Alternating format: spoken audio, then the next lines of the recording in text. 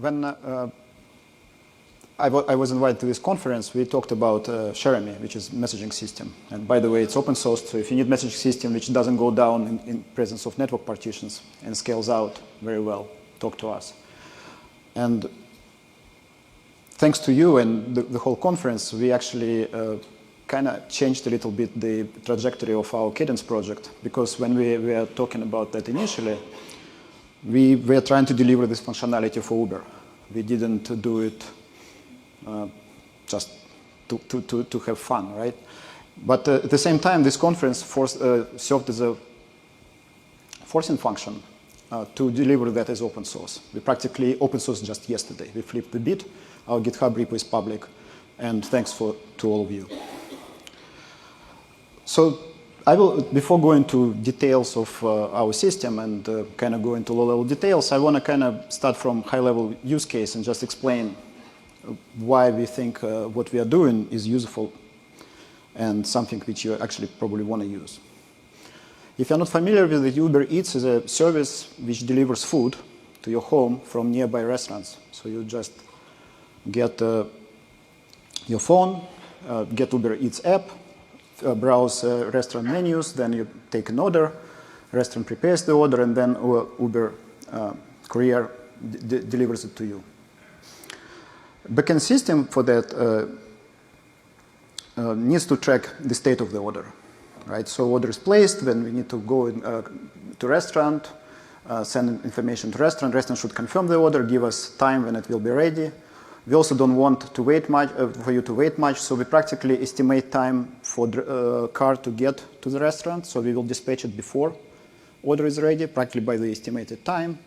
Order is picked up, then we notify the customer, and then at some point the order is delivered and money is exchanged. One caveat, like fine print, I came up with this sequence for this presentation, and the code I will show is also for this presentation, so don't think that real Uber works exactly like that. So don't make big assumptions. But it's kind of close to what you actually see in real life. When you try to map it to software, you will see something like that. Obviously, Uber being startup started from one monolithic application, and this application was company grew up very fast, became successful. It actually became one huge monolithic mess. Then at some point, a huge effort was put to break it into the microservices. So we use a service-oriented architecture. So in real life, Uber Eats would talk to a lot of backend services. Here, I put some of them which are more important for this use case. For example, restaurant service would deal with communicating to restaurant.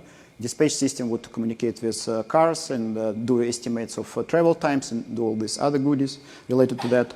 And communication system would send notification to the customer. And obviously, we need payments if we have money exchanged. So if we look inside of such service, we can imagine code like, and I'm sorry for the guys at the back. You will try to I will try to talk through that if you cannot read the code. But basic idea is it's actually Go code, which is kind of similar to C, less parentheses, no semicolons. And you put type of the object after, not before. But you probably can get it. But basic idea, you would just, again, write code which will call placeholder function, then call dispatch time, calculate the time to sleep, just sleep for that time, call dispatch, then notify, and wait for the trip to be completed, then charge the customer if trip was completed. It's pretty simple code. Problem is that you can write code like that if every request takes 100 milliseconds or maybe a second. In real life, it never happens like that, right? This process can take an hour, right, or more in real life if it takes a long time to prepare food. So obviously, in real life, we end up with this mess. Every service has to track the state of the object, right, of order in this case, has a bunch of event handlers, architecture becomes asynchronous, and all this nice service-oriented architecture becomes just a quagmire of queues, polling, so you can actually either poll services for results, or you use queues to deliver those results, or you have callbacks to your service. And you cannot really model your logic cleanly at this point, because you practically create this complex state machine and database, and you have a bunch of handlers.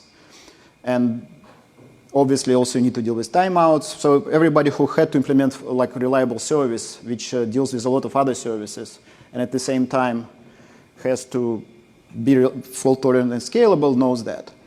And there are a lot of little problems. For example, if we use real queue, for example, like Kafka or Jeremy, to deliver messages, you need to practically deal with multiple storage subsystems. So if you send message and then save to database, what happens if you send message out and database request failed? Okay, restaurant would be very happy to prepare order which actually Uber doesn't know about. We obviously can reverse that call and save to database, but then you have orders in your database which don't have restaurant preparing food for. So then you will write some code which will pull database for stuck orders, deal with that, and it's actually real scenarios. I saw code which actually has these problems. Developers don't think much, they just write it, and then you have edge conditions and you end up with problems. Obviously, ideally, you want to have transactional semantic across all these storages, but then it's either two-phase commits, which probably, as you know, are not the best thing in the world if you want to write scalable application. Or you practically start putting queues inside of database, but most databases are not very well. They don't like queues. Like, for example, if you use something like Cassandra, they practically explicitly say, queue on top of Cassandra is anti-pattern. Don't do it. But look at this code. It would be very nice if you could just go and write code like that, which represents your business logic, and don't think about time it takes to run it. And this is exactly what the Cadence service is trying to do. It practically acts as middleware between you, like your service and other services, in a way that you write your code as it would be local code which doesn't need to deal with fault tolerance, you don't need to think about this server going down, and you don't need to change your code independently how long your request takes. If your request takes 5 seconds or request takes a week, you still want to make like placeholder call and wait for result and then do your work. And with Cadence, you can do it. How does it do it? First, it actually goes and takes inside all these complexities which you need to run into your service. For example, it has obviously persistence, it has queuing semantic, has timers, and it also provides transactional semantic across of them. So it kind of solves these race condition problems which I mentioned. And I will spend a little bit more time explaining more deeply how this works underneath. So kind of what is our value proposition? So it's practically open source, as we open sourced it yesterday, middleware for asynchronous service and oriented applications. It provides storage, task queuing, task routing, so if you need to deliver tasks to specific hosts or specific processes, you can do it, and timers. And again, it provides transactional semantics on top of them. Also, for tasks, we actually provide, because we are transactional, we provide at most once semantics. So we don't duplicate tasks. We actually either deliver them or return error back and let you handle them. And this service was expired by Amazon Simple Workflow service. I don't know if many of you know about it, but it's pretty popular inside of Amazon, at least. I was tech lead for that service, and the core developer on our team was also there, so it's not a big surprise that Cadence has some similarities to it. And we wrote it to be really scalable. So I will spend later a little bit more time explaining how we did that. But basic idea is that we want to, practically when you hear something like workflow engine, that's why we don't like it calling it workflow. We kind of sometimes call it orchestrator, because people start imagining, for example, something which drives data pipelines and so on. But these things don't need to be really scalable. Like they need to maybe support 10,000 parallel workflows or something like that. In our case, we want to do things for orders, or Uber, for example, eats orders. And we are talking about millions of them or hundreds of those workflows happening per second. So we want to be as scalable as these rates, at least. And at Uber, Go is a very popular language, so it's actually written in Go, and we have Go client-side library, but we certainly can have client-side libraries in other languages. And we right now use Cassandra for persistence because it's a pretty good compromise in terms of being able to scale out our workload. But it certainly gave us a hard time in terms of getting that transactional semantic out of that, because Cassandra certainly doesn't treat transactions as first-class citizen. So going a little bit more details. Bear with me, it will be kind of animation type thing.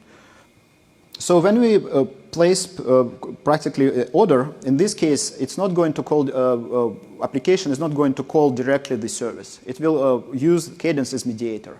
So practically in this case, it will, we call practically this long-running processes workflows.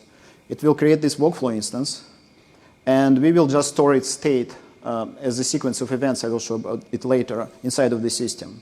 And also it will create a task in a special queue, which Uber Eats service listens to. And this operation is transactional. So it either creates this state and creates message in the queue, or this call will fail. Then we can expect that service, Uber Eats service will just listen on that queue. And obviously you can have multiple instances of it. So it's multiple processes listening, so you can scale it out. And practically you can get a message. And this message will tell, okay, there is the new order, what to do about it. So note that Cadence itself doesn't know anything about this process. Always knows how to dispatch tasks and update states. But the code of the business logic, like what I also call workflow, lives outside. So it's your code, it's practically your service code. And it will practically look at the type of the workflow which was part of the start call, find this piece of code which you wrote, and start executing that. So in this case, I don't know if you see it behind, you maybe don't see it, will hit place order call. And place order call will be sent practically back as a, we call decision, back to a service, which mediates this communication. Service will transactionally update the state and also put queue in task in different queue. And this task is a queue of the service which listens, in this case, restaurant service. So restaurant service will listen on this restaurant queue. And then it will get this request. It will have all information needed to process that order. Then reply to it, in this case, with time of delivery of the expected time when order will be ready for pickup. Again, the state will be updated transactionally. Message will be put in the appropriate queue for the eats order, and it will get it and continue execution where it was left off. So then it will call dispatch time. So you get the idea right now, right? So practically this service is mediator between different parts of your system. It's different from just using queues because, again, it's transactional. It also has notion of a state. And it gives information about the current state of the execution to your service, which implements the long-running workflow. So when dispatch replies, we update the state. Obviously, this is pretty straightforward to implement, but the question is, what do you do about, because we said we want to support long-running transactions. We want long-running workflows. How do we reconstruct the state? What happens if this process fails? This is the first question you get. Okay, it's all nice, and you have this synchronous code, and it's very simple, but then if a process restarts. If it restarts, it actually will go catch to the state it was before the failure, not from the beginning, right? Before the failure, and then continue. In this case, it will just continue and schedule the timer. And again, timer is internal to our system, to Cadence, so it will create timer decision back to Cadence. And timers, again, they can be as long as you want. They can be, you have timer for like half a year, which will fire later. Obviously, to support that efficiently, service needs to have a persistent timer queue, so not consume any resources but raw in the database to be efficiently store a large number of long-running timers. So let me explain how we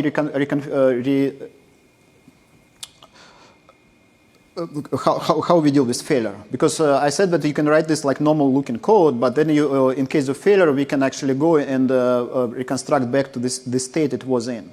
We actually use a very simple technique, and usually it's in the industry it's called event sourcing.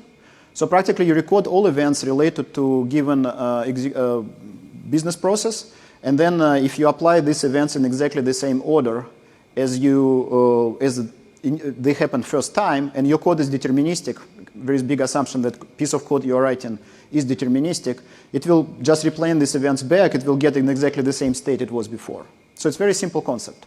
Certainly tricky to get right in a real application, but we were able to do that. So practically what will happen is that when we get this task after the failure, right? It contains that history of events. And it will go, let me click again. Oh, I'm pressing the wrong button. So practically it will contain this history. And the way it does, it will just go and start executing this code from the beginning. So it executes, goes your code and starts replaying it from the beginning. So as soon as it hits the placeholder call, it's blocking call. And this call produces what we call decision, which should be sent back to the Cadence server. And this decision is placeholder, which should be dispatched to the restaurant. So good, but then this workflow code is blocked. So it cannot make any progress. So what we do, we start walking history. So we kind of walk them one at a time. So we walk history and then decision task scheduled. This is a practical event which is recorded when the eats service picks up that task from when there is need to be any processing related to the eats order. Its task is scheduled, and then when worker picks it up, decision task started event is recorded. But again, it doesn't affect how workflow executes. And then activity task scheduled event, it actually corresponds to the previous decision, which we see here, schedule activity. So practically we have this event which corresponds to decision which was done before. So what does it mean? It means that this decision is duplicate, so we can remove it. And after we removed it, so we are not going to send it second time. So during our recovery, we are going to generate these events as we did it first time, but we are not going to send them out because they're duplicates, and we are going to dedupe them. So we keep going, and then at some point we will hit activity task completed event, which contains result of placeholder call, which was recorded from previous execution. At this point, it will unblock placeholder, practically placeholder call in workflow will return result, and workflow will continue execution.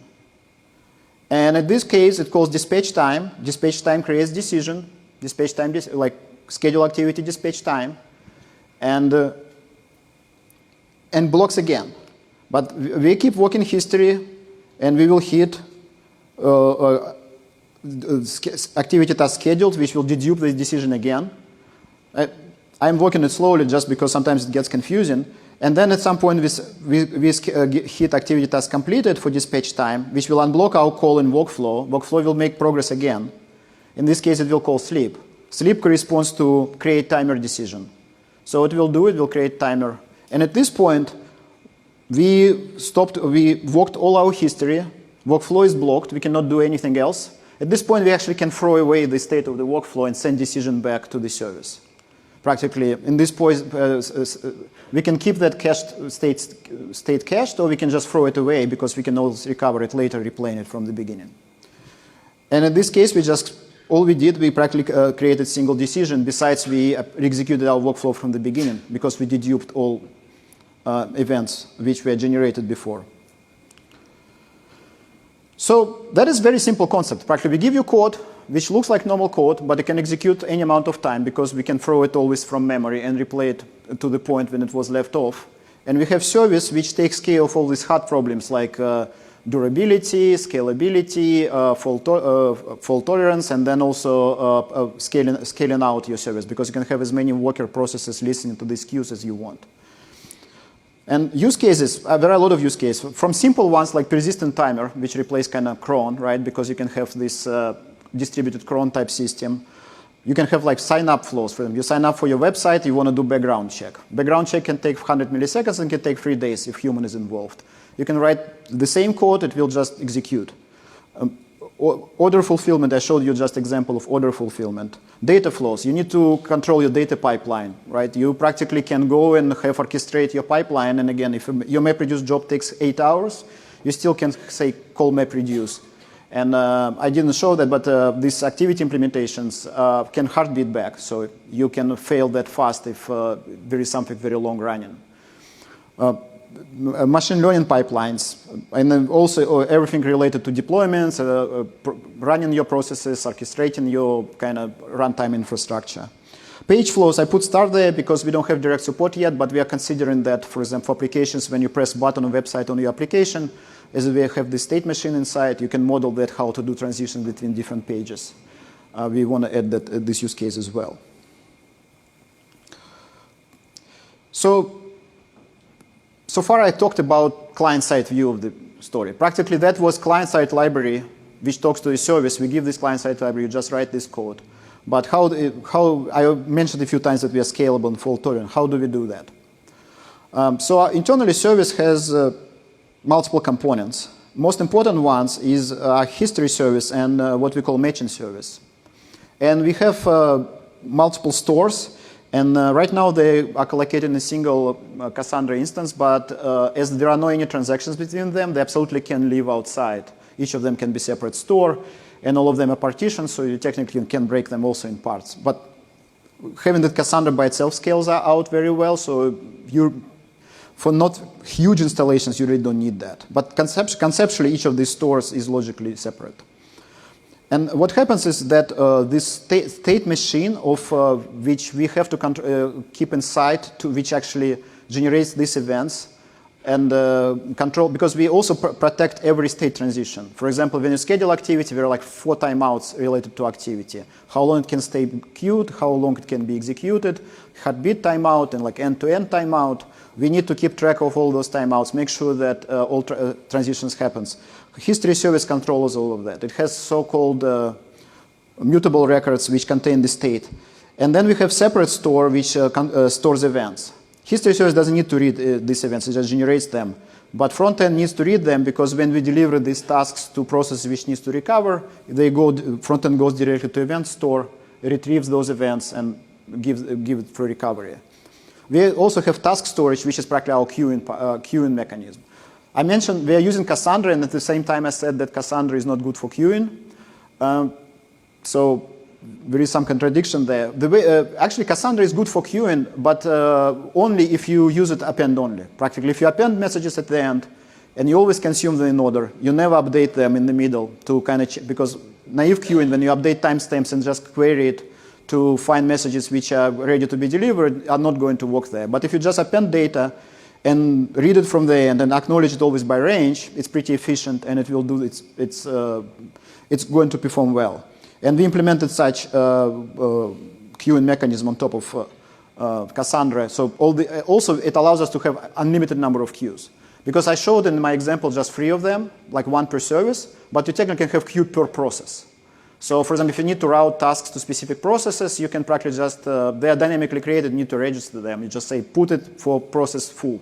And then it can pull on that queue and get that message.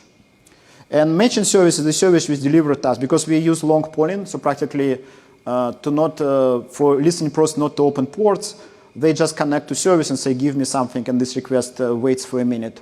And then if there are messages, it gets them. If there are no, it will wait for a minute, then reconnect again. And this matching service deals with this matching. Other thing, optimization we don't actually store tasks if there is already a client waiting. Because history service has its own persistence, we'll just give task to matching service. It will, okay, there is somebody waiting, I will just hand it over. I'm not going even to store it, only store backlogs. If you look inside of history service, it's heavily sharded. So we overshard, we have a very large number of shards. We cannot store every workflow individually partitioned because we have background processes. We practically have timers, and we also have what we call transfer queues. Why we need them? Because, as I said a few times, we do transactional. Everything we are doing is transactional. So practically, we transactionally update state and put message in the queue. To do that, especially having that our event task storage is a separate database, we cannot really do that without two-phase commits. So the way we do that, we actually kind of cheat. We do transactions on the level of shard. So practically, when you, for example, do any update, we will update mutable workflow state and put messages in transfer and timer queues transactionally because they're on the same shard. And then there are threads listening on those queues, and they will practically get task and then process it. And for example, in this case, this task can go and update other data stores. Right? For example, in this case, put something into the event store or put something into the task store. But the basic idea is that we are transactional in the shard. we practically always just do one single transaction. We just update the state and put something in these queues in a single database operation with multiple records. And then we get these threads propagating all side effects asynchronously. But from your user point of view, we cannot guarantee atomicity using this mechanism. So I kind of describe this service very high level and very primitive level. It has a lot of features, which I can spend another hour talking about each of them. So, but basic idea is, first, as I mentioned, we do at most once activity execution. So practically your code, you don't need to, if activity is not idempotent, which happens a lot of business workflows. So if it fails, you will get message back and you can run compensation flow instead of just blindly retrying it. If it's idempotent, you can retry it, no problem. But again, you control it. Signals, it's very important to affect your business flow asynchronously when something happens. For example, we have Uber Eats order, and we call this sleep, and we want to sleep for like 30 minutes until it's ready. But let's say a restaurant calls back and says, you know what, this order will be delayed 40 minutes, so it will be early 20 minutes. So we want a practical mechanism to go to the workflow and send signal to it, say, you know what, actually ETA changed, recalculate. And practically inside of workflow, we give you a mechanism to listen to these events and actually change its business logic based on that. It's your code. If you know Go, it will be like just channel which you can listen on and it will deliver a message to you. Again, I mentioned child workflows is obvious that if you have very big computation, you can just break it into the pieces because each workflow, because of its nature, is not super scalable, but you scale out number of workflows. Task routing, I mentioned that already. Heartbeating, activities can heartbeat, so they can be very long running, but at the same time fail fast. Visibility, we give APIs to actually list workflows, practically get a lot of information, like give me all failed workflows last hour, give me workflows which match this condition, and so on. And give me history of workflow. And we give we have some nice features to actually debug your executions. For example, you can get stack trace of running workflow. It runs somewhere, right? It's kind of abstract kind of thing somewhere, but you actually can go and actually replay it locally or somewhere and get stack trace out of there. So you get like thread dump of all threads of your workflow, and at the same time, without affecting that. And then you know where it's stuck, for example. And we have some other interesting features around that. So kind of summary. Cadence is middleware, which makes your life implementing asynchronous services much easier. You can write code long-running business logic, much like practically the way you would just code local program. One thing I forgot to mention is people frequently ask, okay, you give us this way to write your business logic in code. But I've heard about workflows. I used workflows. They all use DSLs. They do diagrams. They use YAML. They use JSON. They're all about really implementing programming languages in XML, right? So, this system is very generic, right? It's just code. If you want to write parser for your DSL, it's trivial. We just write interpreter using this practically code we gave you, and we deal with all hard problems of making it long-running, fault-tolerant, scalable, and all you need to do is parse your like domain-specific language. So at least at Amazon, there are dozens and dozens of domain-specific languages built on top of Simple Workflow, which is kind of similar. And we already have people at Uber trying to do that as well. So yeah, it's inspired by AWS Simple Workflow. If you ever used it, you will be very familiar with us. And it's scalable, fault-tolerant, and it's open source since yesterday. So here are the links. But if you just search Cadence and Uber, you probably will find it. At least Google, I tried it. Google knows about it already. Questions?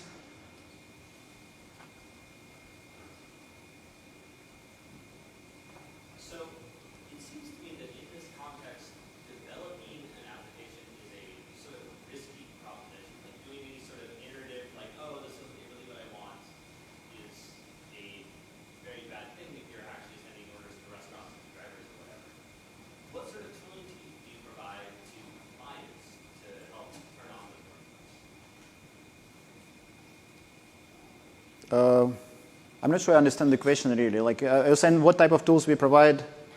Yeah, so if I'm developing like Uber Eats, for example, and I'm like trying to figure out what my workflow is, can't be like, okay, I'm gonna like work on this and then try it out, and then it like sends a bunch of requests all over the place, and like it's delivered halfway, and then I realize that, in micros, like that's not. So your question is more about how we like create multiple versions of that, how we do modify that in flight. Yeah. How do you? So that. So process is simple, right? You just write code and you run it, right? We provide very nice unit testing framework. If you, I think there is bigger question is that actually applies to all long-running processes. How do you update them when there are business processes in flight? And obviously, if your business process takes 15 minutes, not big deal. You just run two sets of workers with old code and new code. If you have a workflow which runs for 8 months, and we really have those workflows, and you have bug at the end, you don't want to run like 2 versions because first, you will still hit the bug with workflow which started yesterday. And other thing is that if you have 50 bug fixes during these 6 months, you end up with 50 versions. Even if you run them from the same process, it's still a mess. So practically, this is a very hard problem. And it applies practically to any workflow engine, I think, out there. So we have 2 solutions. One solution is kind of applies to more like libraries which run inside of workflows. We give you conditions. We practically will give you code which will say if version 2, you run this code. If else, like run this new code.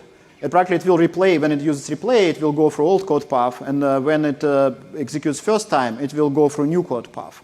So this way, if you fix the bug at the end of your workflow which already passed that point, will still use bug because it has to replay that no matter what. But the new code will hit that. So that is one mechanism. It actually applies very well for libraries. For them, our internal code, which we write some library for them to retry activities. We change its logic. We have no control how it's deployed. We have no idea how customers use it. So we have to use this mechanism.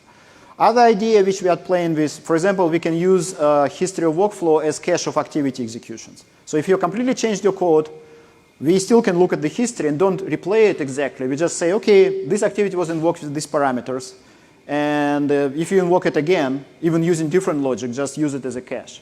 So that is kind of 2 general mechanisms. You do replay using multiple code paths, or you just use activity cache or like signal cache to run kind of new set of code. If you have better other ideas about how to do upgrades, I certainly want to hear about them. Hey, thanks for the talk. It was pretty enlightening. I had one question. So you said you have at most 1 semantics. So let us say that you get a signal, and that gets delivered. So you're sending a message to the app, and the app crashes. At that point, either the signal is lost, or there's a possibility that you might deliver it twice. So how do you handle that? So when I said at most once, I said about activity executions. So when you send signal, you practically, if your sending application crashes and it gets error back, there is no way around that. It will need to send it again. We thought about adding some sort of ID in the signal to dedupe that, but you absolutely can do it on your application level. Your workflow can get it and dedupe it. When I say exactly at most once, I talk about activities. We deliver activity task at most once. And then as we track there is timeout associated to that, we guarantee that if it's lost, because it certainly can be lost, because practically the way we do that is front end, before sending it out, goes back to the state machine of history service, asks, is it duplicate? But after that call, if you lose it for whatever reason, or worker loses that, all we can do is timeout. But again, if you have short heartbeat timeout, you will learn about that pretty fast. Then your workflow can take action.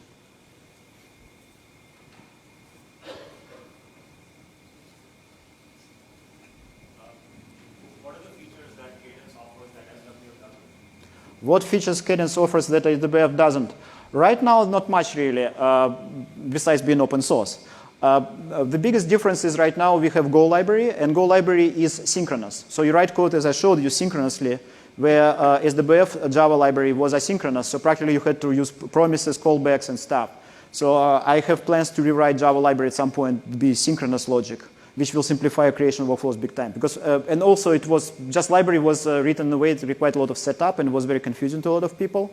So it actually was mostly ramp up phase to learn that part. But we plan to do a lot of things around scalability and around different use cases, which I think SDBF doesn't have.